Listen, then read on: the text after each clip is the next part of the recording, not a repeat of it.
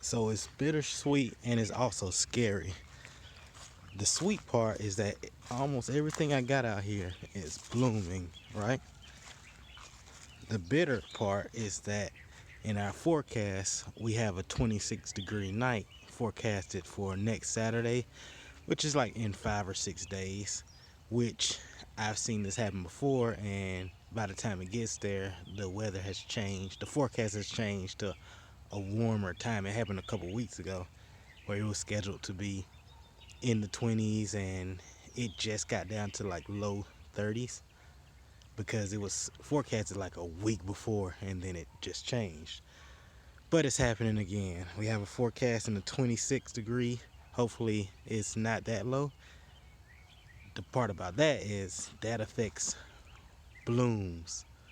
So that low of a temperature can kill some of these flowers, which I don't believe 26 will kill everything. It's just gonna kill a good percentage. These are young trees, so they probably wasn't gonna hold on to that much anyway. So that's why I'm not really worried too much about it. But at the same time, since they are young, they probably wasn't gonna get that many fruit anyway. So the ones that they're gonna get are probably gonna get lost anyway. We'll see.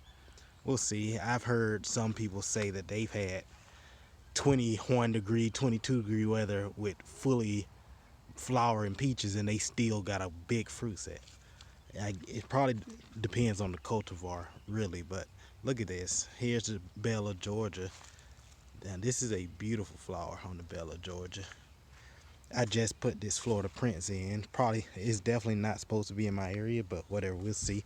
Experiment tree. I believe this is my Trilite plum. Trilite peach plum. Beautiful flowers on that one. You know, this is the big nectarine tree. The biggest thing I got out here. Look at that trunk. Biggest thing I got out here, and it is flowering like crazy. It was weird. This thing had no flowers on it yesterday. Like none of them came out, and then today, all it took was one day, and they're all starting to pop out. Look at this nectarine tree. This nectarine probably gonna have to go. This sun glow. It's just, it doesn't produce a lot of flowers. It's one thing I've noticed about, for me, all of my Home Depot trees have just not been big producers compared to my nursery trees. Only exception is the lime quat that I got from Lowe's. It's done fine, but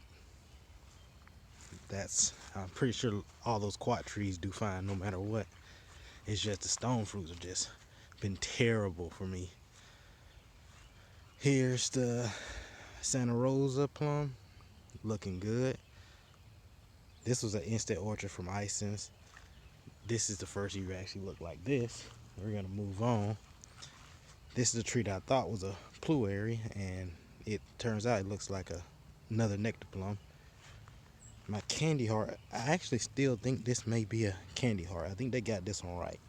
It has not bloomed or anything yet. Still, well, there's one bloom, but the rest of it is still dormant. I'm okay with that. Flavor Queen, not that many flowers, but this is a young tree. I'm not worried about it. This is one I'm kind of mad at. This gave me actual flowers and fruit last year. I mean, the fruit didn't complete. Like there was fruits on it until I think like July or August, and they just kind of fell off. But this year it didn't even try to flower, which was very weird. This is my Florida home pear, by the way. I'm gonna ignore everything that's not flowering. Here's a picatum right here. You know what? I always forget these two trees, the double planting trees that I planted in one hole. The picatum, one of my picatums, and my leocot. I think the leocot is the one on the left, and I think the picatum is that one. Double planting. Look how this little short tree got all kind of flowers on it. This leocot is going crazy, showing up for its size. It's not always the size that matters. It's about the fight, you know, about the power and the punch. Here we go. Here's the other picatum, the big picatum. I'm surprised this thing flowered as much as it did. A lot of apical growth up there, going tall, and all these little shoots going out the side. There's a little zigzag action, and crazy amount of flowers on this for the size. We can move on. Oh, I'm sad. This fig is trying to come out.